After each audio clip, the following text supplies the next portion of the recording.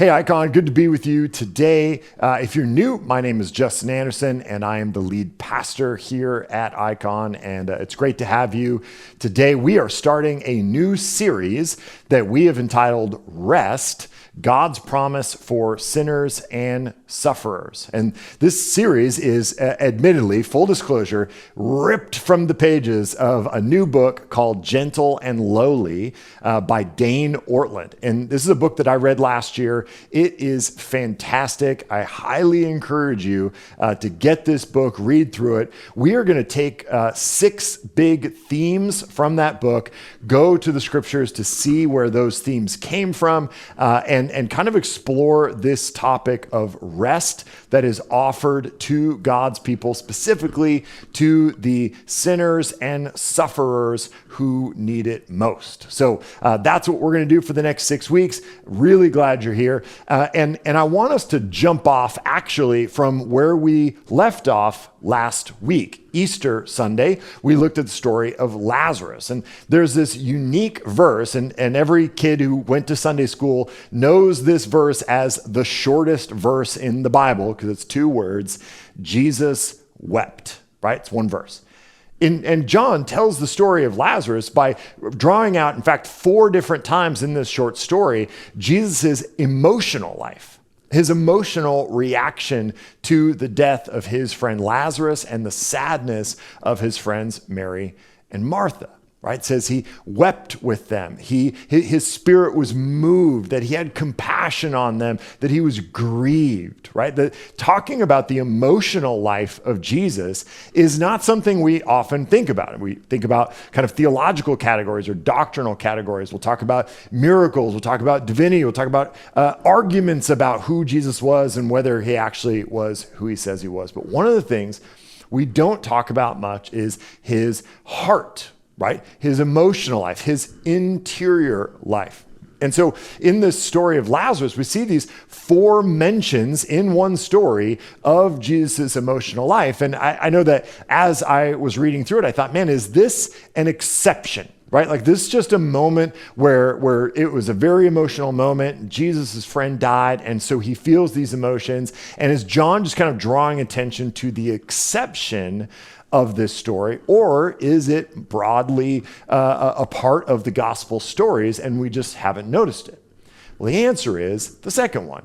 We have actually a lot of moments in the gospel stories that describe Jesus's internal emotional life. And so it doesn't always come out in weeping, though this is not the only story in which he cries, but talking about his compassion, his desire, his love for the people around him. So here are just a couple of examples. In Matthew chapter 8, verses 2 and 3, it says, "And behold, a leper came to him and knelt before him, saying, 'Lord, if you will, you can make me clean.'" And that word will in the Greek is desire. Like, do you have a desire to make me clean? Not can you. This is not about Jesus' competency to heal the leper, but do you desire to do that? Which is a very unique question.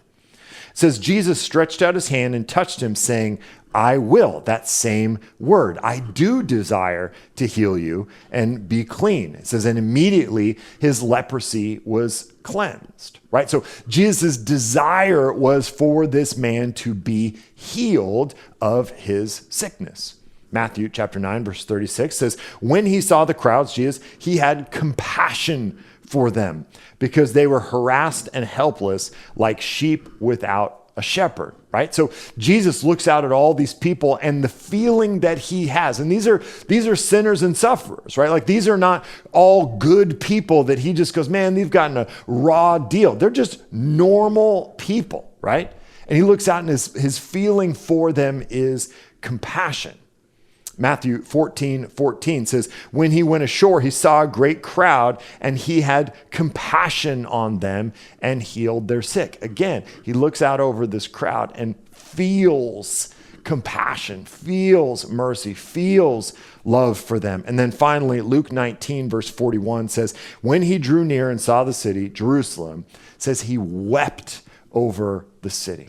Now, Jerusalem, from the very beginnings of the biblical story, is the center of the people of Israel's activity and God's activity in the world. Jesus walks to Jerusalem, sees this city that has been so central to his work through the ages before his incarnation, and he weeps over it. That Jesus was so emotionally moved that he actually wept. Now, we might think, that's fine. But Jesus says and does a lot of other things as well, right? We see his anger, we see his passion in other areas, we see him teach and do a number of other things. So it is a good question to ask, is it fair to make too big a deal of his compassion and tenderness? And I would just say this right at the outset, and we'll hit this throughout the series. Illuminating one part of Jesus does not diminish another. Right? So maybe some of you are going, yeah, sure, he's got compassion, but he's also got wrath. Okay, true. But does saying he has compassion diminish the wrath? It doesn't and wouldn't. And I would just challenge you out there, if there is anything in you throughout this series that kind of plays the yeah, but game. Like, okay, yeah, sure, Jesus wept. Yeah, sure, Jesus is compassionate. Yeah, sure, Jesus is merciful, but he's also these things. I would just stop. Every time you do the yeah, but, I would just stop yourself and ask, why? Why am I doing this? Why am I playing this game right now? Why do I feel the need to diminish what is a clear teaching of the scriptures because you think it might make people forget about some other part of Jesus' character or activity that for some reason you care about, especially if you're out there going, yeah, sure, Jesus is compassionate, but don't forget he also has wrath. Like, what's that in you? Right? Like, well, what is it in you? What is it about your story? What is it about your theology? What is it about your personality that doesn't want us to make too big a deal about Jesus' compassion, love, and mercy to make sure we don't miss his wrath and anger and justice? Why is that? Why is that the desire and not the opposite? That's a question I want you to answer for yourself throughout this series, okay? The central aim of this series and the book Gentle and Lowly is to illuminate what is at the very center of Jesus's heart.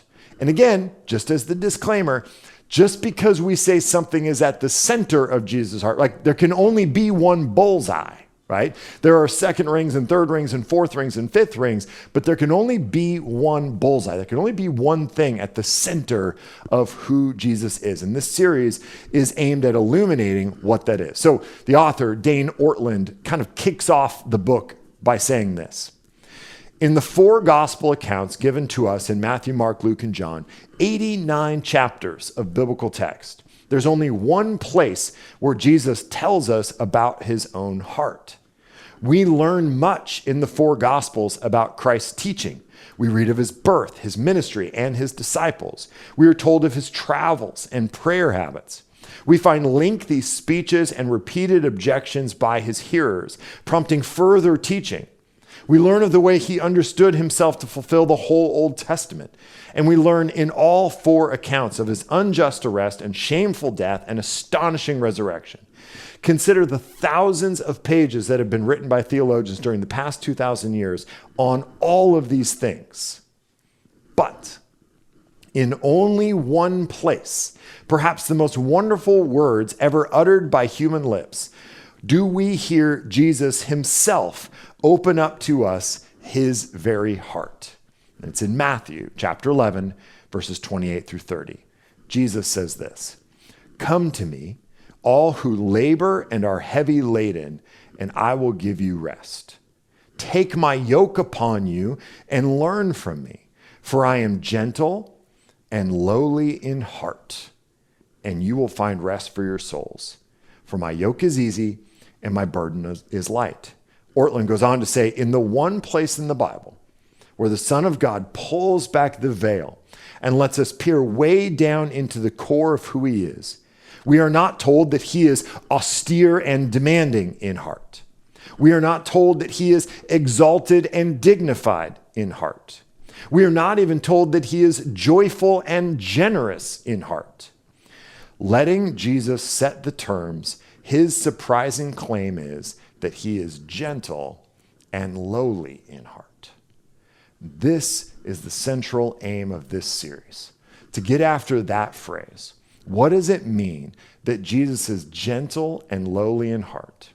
And how does that enable him to offer us rest for our souls? Now, before we get into gentle and lowly itself, I want to talk about what Jesus means by his heart, okay?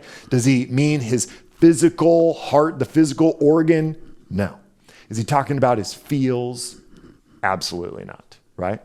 When Jesus is talking about his heart, he talks about it in the way that the entire Bible, Old and New Testament, talks about the heart, which is this. The heart is the central seat of a person's affections, desires, and motivations. The heart is what moves you.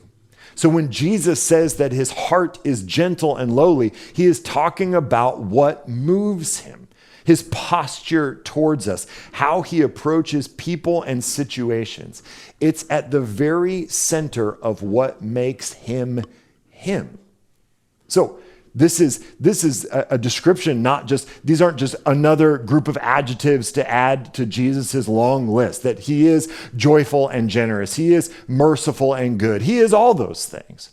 But Jesus one time tells us that his heart, which he absolutely knows that everybody uses in this way to say this is the very center of his being, of his affections, his desires and motivations, are gentle and lonely. So let's break down these two words, gentle and lowly, in hopes that we can understand the heart of Jesus. First, gentle. The word translated here as gentle is used only 2 other times in the Gospels, both in the mouth of Jesus. First, in Matthew chapter 5, verse 5, in the Beatitudes, he says that the meek will inherit the earth. Right? This word for meek is the same Greek word that's translated as gentle. And again, in Matthew 21:5, he says, Jesus the King is coming to you. He's quoting from Zechariah, the prophecy about Zechariah. Jesus the King is coming to you humble, riding on a donkey. Right? So this word gentle is also translated meek and humble. So you can kind of get the word cloud idea here of the sense in which Jesus is trying to communicate his own heart. That his heart is meek, that it is lowly, that it is humble, that it is gentle with us. Now, I want to break down this word meek because it's probably the one that's the most outside of our normal usage of language, but it is packed with meaning, right? Now, often we, and I would say especially men, think our options in the world, how we're going to interact in the world, exists on a spectrum of passivity and dominance. Right? That we get to choose somewhere how we're going to respond to a situation at work or a situation in our family, a situation in the car while we're driving. We can go, okay, it's either passivity or dominance. And so someone cuts me off, I can either like just chill and I don't want to make any trouble. And that's what most people in Seattle do. Or you can go the opposite direction and honk and cut people off and mess with them and go full on road rage, which is what people in every other part of the world do, right? So often we think of it on this spectrum. And I would say that is an unhelpful way to think about your options, first of all, but also the way in which we might think of meekness. Because we might think of meekness as just the passive end of that spectrum. So what it would mean to be meek is simply anytime you're cut off, just be cool with it. Anytime someone's bullying you, just step back and curl up into a ball. Like that's the best way to get rid of a bully, is just lay down in the fetal position, right? Like, is that what Jesus is saying, that people who lay in the fetal position will inherit the earth? Absolutely not. Right? And because not only is that not the definition of the word, but it's not what we see Jesus do at all, right? So John Chrysostom, who's this Eastern Orthodox teacher, one of the great teachers of the church, says this. He says, "He who is not angry whereas he has cause to be, or when he has cause to be, sins. For unreasonable patience is the hotbed of many vices. It fosters negligence and incites not only the wicked, but the good to do wrong. So he goes, if you should be angry because something is wrong, something is broken, something is evil or oppressive, and you're not, you sin. Okay? So the vision here is not for passivity. Martin Luther King Jr. said it this way: for evil to succeed, all it needs is for good men to do nothing. Right? So the call here to meekness, the call here to the gentleness of Jesus' heart is not a call to passivity. Right? The meek instead are strong without having to remind us of their strength. The meek are powerful without being overbearing. The meek are secure so they don't feel the need to preen. The meek know when to speak and when to be silent. The meek love passionately, but not wantonly. The meek protect the weak from oppressors. The meek are submissive to true authority without being passive. The meek are respectful and deferential to their elders. The meek are angry about evil and injustice. The meek are confident without giving in to arrogance. The meek embody wisdom and walk in patience. Meekness is desired in a father, a boss, and a king. Meekness is mythologized in Aslan, King Arthur, and Aragorn. Meekness is personified in Jesus. In other words, meekness doesn't mean weakness. The meek simply know the source of their real power. And we hear this in Jesus all the time, right? That he goes, we've been talking about this in John, that he says over and over, I don't come on my own authority. I do nothing of my own authority, but only what I am given by the Father. That even Jesus, the second person of the Trinity, divine in his own right, willfully submits to the Father. Jesus can heal the sick, he can raise the dead, he can forgive sins, and yet is willingly submitted to the Father. He acts passionately, he acts powerfully, and yet he does not have to flaunt his authority. This is the idea of the meekness or gentleness of Jesus. Secondly, lowly, the lowliness of Jesus' heart. Now, there is a lot of overlap between these two words of gentle and lowly in terms of their translation. It's also translated as humble in James 4:6, where it says that God opposes the proud but gives grace to the humble. And that's probably the most common translation of this Greek word. But there's another sense of it that I think is really important for us.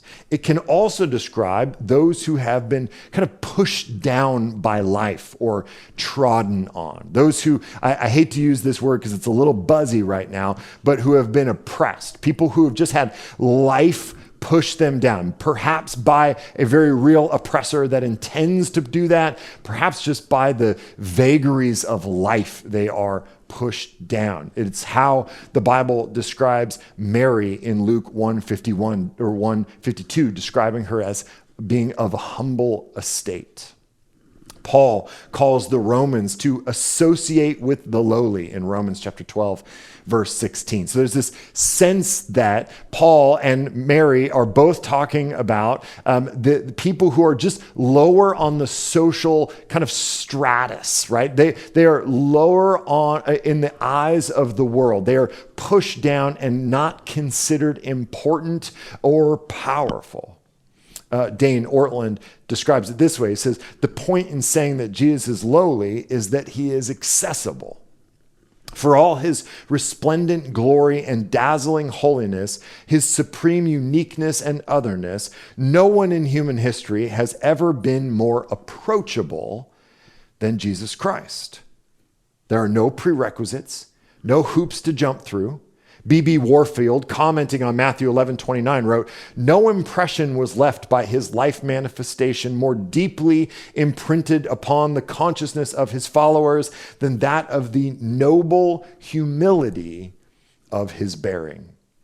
The minimum bar to be enfolded into the embrace of Jesus is simply open yourself up to him.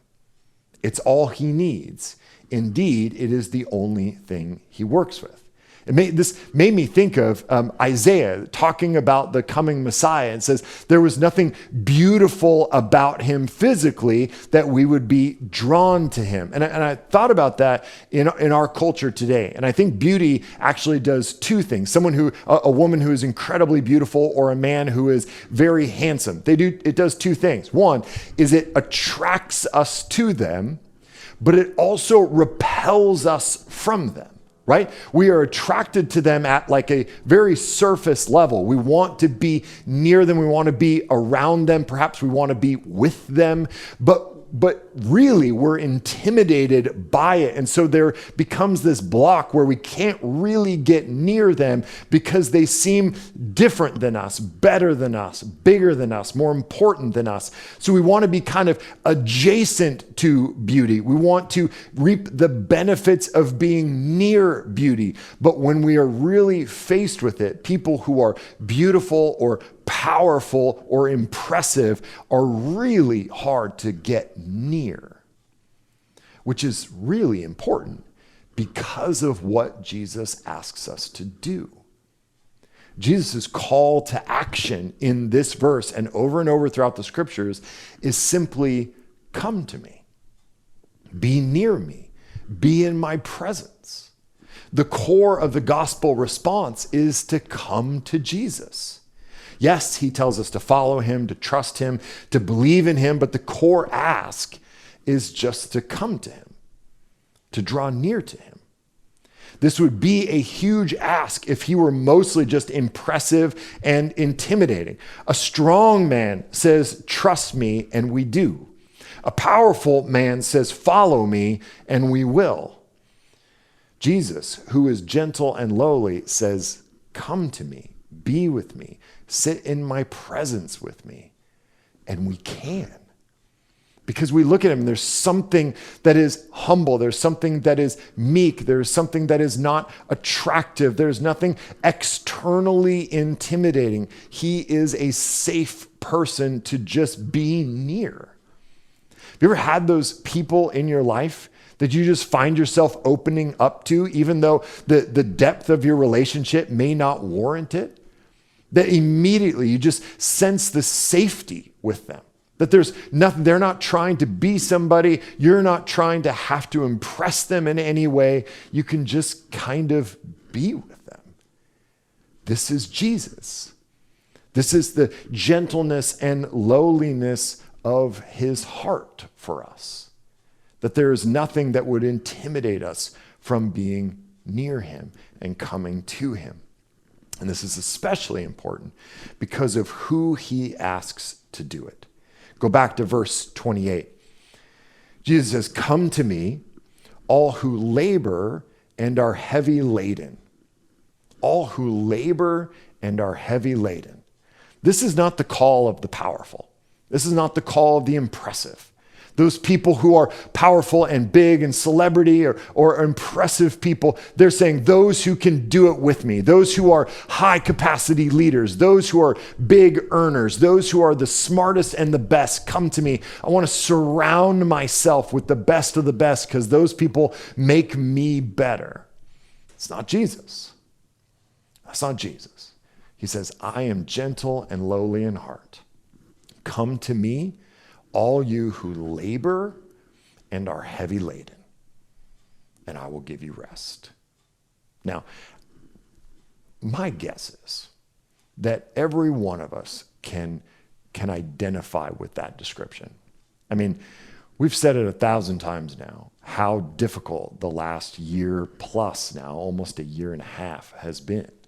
We've been dealing with anxiety, stress, life change, job change, family illness, the fear of potential illness, all of the disruption socially in our world. This has been easily the hardest year of my 42 years on this planet, right? So I think there's a sense in which all of us can identify with this idea of being, of laboring and being heavy laden. So I want to ask you want you to think about. What is it that you are laboring for? What are you working for? What are you working towards? What is it that you're aiming at? Jesus, earlier in chapter 11, talked about the people of this world and how impossible they are to please. Go back to 11:16. He says, "But to what shall I compare this generation? It is like children sitting in the marketplace and calling to their playmates. We played the flute for you and you did not dance. We sang a dirge and you did not mourn." Now, some of the imagery there may be lost, but he's basically saying like there's some kids in the park and they play a fun song, but the kids who are the kids that are too cool for school, that are standing on the edge of the park, they won't dance when they play the fun song. They play a dirge, a sad song, and they won't mourn. So it's like, we can't please you. What can we do to please you? He continues, "For John came neither eating nor drinking, and they say he has a demon," right? I can understand that. If I met a guy who didn't eat or drink, I'd be like, demon. That's the only explanation, right? This guy doesn't want to drink. All right, verse 19, "The Son of Man came eating and drinking, and they say, look at him, a glutton and a drunkard, a friend of tax collectors and sinners. Yet wisdom is justified by her deeds." So this is the same idea, right? Because we can't win. John comes and he's fasting. He doesn't eat, doesn't drink. I don't know how he's alive, but he doesn't eat, doesn't drink. And they say, well, he must have a demon, right? I come eating and drinking, the opposite. And you go, I'm a glutton and I'm a sinner and I'm eating with tax collectors. And we can't please you. So here's the thing. I don't know what you're laboring for, but if at any level, what you're laboring for is the affirmation and acceptance of the people around you, that's a losing game. It'll never happen. You play the flute, they won't dance. You play a dirge, they won't mourn. You eat and drink, they call you a glutton and a sinner. You don't eat and drink, they say you have a demon. There's no winning. As long as your eyes are on the people around you and everything you're laboring for is so that they will think you're impressive, they will think you're accomplished, they will think you're smart, they will think you're wealthy, they will think you're secure, they will think, whatever. Doesn't matter. The best thing, the worst thing, could be anything that you want other people to think. It's impossible to satisfy them. You will labor without end. Jesus goes, if you're laboring, come talk to me. If you are spending your energy on the approval of other people, come be with me. It'll be different. I promise. We'll talk about how in just a moment.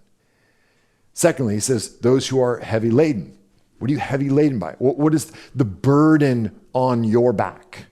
What is it in your life that has become burdensome to you, right? This is the image here is of a donkey, right? That you are burdened with packages and things to carry through life, and it is weighing you down. What is it? What's weighing you down? Jesus here in chapter 12 goes right into a story about how the Pharisees were weighing the people down with religion. They were laying them down with extra rules and extra expectations and extra ways in which they had to prove themselves worthy. What are you bearing? What have you put on your own back, or what have you allowed other people to put on your back? What are you laden with? Jesus offers rest for your soul. How? Come to him and you are accepted. No questions asked. You are in. He paid the way. There is no earning of love or acceptance or grace or mercy or rest. It's done and it's yours. All you have to do is come to him and he gives you everything. There's no fighting for approval. There's no performing for approval. There's no playing the flute in the park, hoping that he will like you, or playing a dirge and hoping you can at least get some more. There's none of it. You're in. All you got to do is come. That's it. That's the ask. Come to me. If you're heavy laden, if you're burdened, if you're laboring, and I will give you rest. For my yoke is easy and my burden is light. This is Jesus's use of irony and a little bit of sarcasm, Because the only time the word yoke is used in real life first century Palestine is talking about cows, right? And the wooden bar that yokes two cows together so that they can pull a trailer or pull something that's going to do something to the ground. I'm not a farmer. Get off me. So that's what a yoke is. And the burden is about donkeys. And so he's listening in this moment going, listen, you are acting like a cow. You're acting like a donkey. You're taking on burden. You're taking on a yoke that isn't for you to take on. Let me take it. Let me pull the trailer. You just ride along. If you can yoke yourself to me, if you can be the other cow and I'll be the strong one, I'll pull. You just got to go along for the ride. I will do all the heavy lifting for you. Bearing the burden and pulling the weight are not your job. Let him do it. This is the offer. I'm gentle and lowly. Come and find rest. I'm approachable. You can know me. You can be with me, and I will carry you through all of these difficult times. Every yoke you've ever put on has been burdensome and heavy. Yoke yourself to Jesus, and you will experience a soul-level rest. How? Go to verse 29. He says, take my yoke upon you and learn from me, right? So what had happened in the first century is rabbis had taken on this metaphorical language. And so the yoke of a rabbi, borrowing from this agrarian metaphor, would be the way in which it is to follow that rabbi. The life that they had taken on, their disciples would take on with them. And they called it the yoke, right? It was the way of being with that rabbi, the way to follow that rabbi. Jesus says, take my yoke as your rabbi, as your leader, as your teacher. Take on my yoke and learn from me. Learn from me. Learn what? What would Jesus teach us? Well, just like any good rabbi, that rabbi had adopted a way of life, certain convictions, certain commitments that he would abide by, and his disciples were expected to follow in his footsteps. That's what it meant to take on the yoke. So if we are to take on the yoke of Jesus, that means we are to be like Jesus, which is to say, to be gentle and lowly. Gentle and lowly is the way. Gentle and lowly is not just the heart of Jesus, not just what can make us be drawn to him because he is accessible and approachable. We want to be in the midst of someone gentle and lowly, but he then also teaches us to be gentle and lowly. So what does that mean? Well, we've already talked about this. To be gentle, to be meek, is to know the source of our power, to know the purpose of the power we've been given. So it is to wake up every morning and acknowledge, I am alive because Jesus made me alive. I can breathe because Jesus has given me breath. I have gifts and skills and strength and weakness because they have been granted to me by God. I can read, I can see, I can talk, I can do everything I can from him. And because it's from him, the purpose for those things is also from him. So we walk not passively, not dominantly, but confidently, knowing the source of our power is not within us, it is from him and therefore for his purposes. And the more we can learn that, the more free we get. Why? Because if we are the source of our own power, then we are responsible for it. If we are the source of our own power, then we take all the credit and all the blame. If we are the source of our power and we will consistently overestimate that power, then we are consistently trying to live up to our own expectations. That is an impossible rat race that we will never catch up on. Instead, we wake up every morning acknowledging the fact that everything we have comes from God and is for his purposes. And so we walk meekly, we walk gently, not demanding our own way, but deferring to the authority of God and the purpose of God in our life. Secondly, we are lowly. He teaches us how to be lowly. I think for so many of us, our self-talk is killing us. So much of the kind of modern self-talk, that what we say to ourselves about who we are overinflates our sense of self, right? Can't tell you how many times I have seen painted on the outside of a salon something about me being a goddess. I don't like the implication there, but that's the messaging, right? That I'm a goddess and that I've got everything I need, all the power, and I'm awesome, and I just have to live my truth and live my identity. And I'm telling you, that's a burden you cannot bear. Tim Keller, in his amazing little book, The Freedom of Self-Forgetfulness, says this: up until the 20th century, traditional cultures, and this is still true of most cultures in the world, always believed that too high a view of yourself was the root cause of all evil in the world. Our belief today, and it is deeply rooted in everything, is that people misbehave for lack of self-esteem and because they have too low a view of themselves. The essence of gospel humility is not thinking more of myself or thinking less of myself. It is thinking of myself less. Not thinking less of myself as in modern cultures or less of myself as in traditional cultures, simply thinking of myself less. Walking the path of gentle and lowly is to daily acknowledge that you are not, but he is. That's what Jesus modeled for us. And it is so incredibly attractive to want to be near someone who is like that. And then once we draw near to him, guess what he does? He goes, great, let me show you how to be like this. And so that we can be so incredibly attractive to other people who labor and are heavy laden and are in need of rest, that we can be not just recipients, but also producers of the rest that we so desperately need. Let's pray.